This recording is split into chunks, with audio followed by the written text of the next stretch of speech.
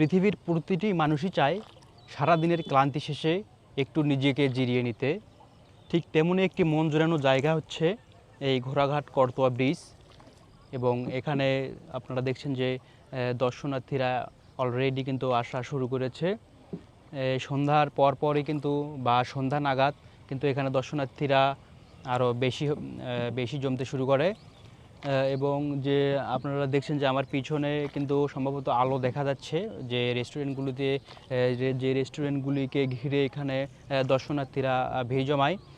Already আপনারা দেখছেন যে সেখানে কিন্তু আলো জ্বলতে শুরু করেছে এবং আলো এবং এখানকার যে মৃদু বাতাস এবং নদীর স্রোত এবং যে ব্রিজ এবং এই যে একটা মিলন মেলা এখানে, সেই মিলন মেলায় কিন্তু এখানে মানুষ দেখতে ভিড় জমায়।